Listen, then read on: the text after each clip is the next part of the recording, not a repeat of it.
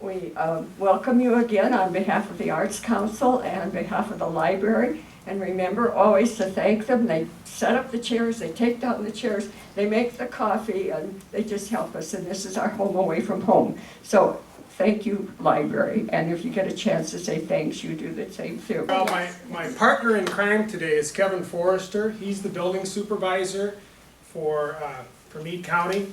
And he's going to explain this schematic, and he's going to explain some of the model.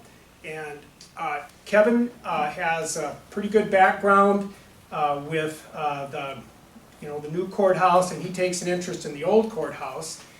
And we had a surprise today. We can't really tell you what it is, and I can't. I'm sorry, it's a surprise. Sure. All I can tell you is that it was discovered within the last 12 hours in preparation for this, and we are just simply not prepared to really even tell you what it is. All I can tell you, I was a history major. I love history. As a history major and somebody who's interested in, it was an incredibly exciting find. Incredibly. So we hope that perhaps down the road, we'll have an opportunity to come back and explain a little bit more. But for right now, it's a secret.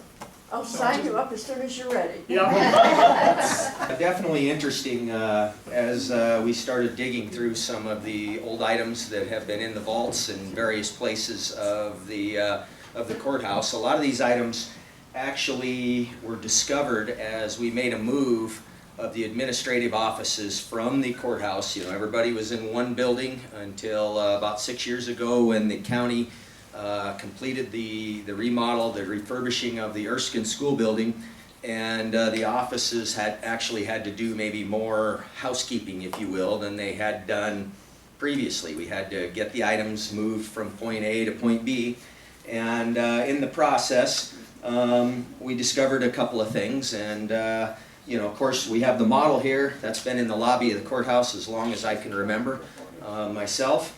The very first time that I ever took it out of the case, and the reason I chose to take it out of the case is because it was kind of dusty and the inside of the case was a little, so it seemed like it was a good time to take a look at it. This thing is solid wood. I mean, it weighs about 30 pounds. And so just, somebody put quite a lot of time into it. Who made it? I do not know that just yet. But the discovery may reveal that. In the Erskine building, there's an amazing arch that is part of the old bell tower. So if you go to the modern commissioner's meeting room, you don't see it. It's up above the ceiling. It was the sign of the times. We didn't have the ability to get this nice big piece of iron to make a header to go over an opening. They hand fit all the stone pieces and made this arch. It wasn't an architectural detail. It was functional and 100% hidden. And we just couldn't figure out a way that would work to expose it at this point. This building, the Erskine building, is cool, but it didn't match the architecture of our original courthouse. Could you just point out the various offices and such on here, and when the folks Sure. come up here, they'll be able to figure themselves here. We'll start in the basement, and the right-hand side here is where the jail cells are, and there's actually a restroom in the basement, but it's clear over here in the opposite corner. And of course, that's not how it is today. I mean, today we have a toilet in every cell.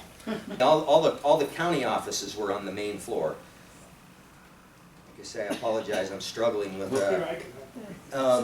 This is that's the sheriff. This is the register of deeds, isn't it? Yep, that's the auditor. There's the superintendent. And there's the surveyor. They are different offices. That's an interesting piece. The superintendent of schools was, in the courthouse, and we still have records, in the vaults from that timeline. The second floor was where all the judicial things were, and that's where there was one large courtroom and several smaller hearing rooms, and they're labeled often as jury rooms. So we must have really been able to be efficient to use one courtroom and have several jury rooms running at the same time.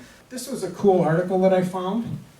It's by William Grams, and it describes how he built this and the building of the foundation of it, and what was wrong with it. He was kind of ticked at the architect.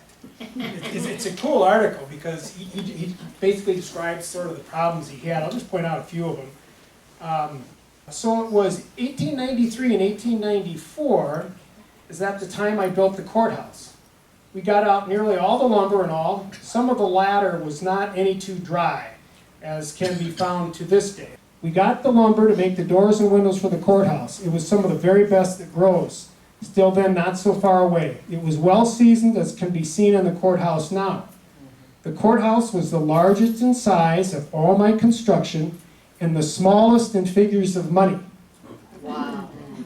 The foundation for the courthouse was built years before, donated by the city of Sturgis to secure the county seat. That's an interesting little tidbit. Whalen and Hill did the work, not any too good. In the first place, though, there was an entirely different structure planned than built on the said foundation. At any rate, there was quite a lot of settling and cracking of the stones caused by settling of the insufficient foundation, but more or less blamed on me as contractor. This caused me quite a bit of worry, but by and by the settling and cracking went no further, and it is now no worse than 30 years ago. Which may explain why they tore it down, and the lady that you were talking about, that, you know, said they tore it down because of the cracks. That seems to be part of the history of that. The biggest trouble came about through the architect's mistake. Mr. Gilbreth from Deadwood drew the plan as the building now stands. The outer basement walls were complete with straight stone caps over the windows. The caps, however, were not suitable, and the ones to be seen now put in place. It can be seen that all the caps, but the arched ones, are straight in the upper structure.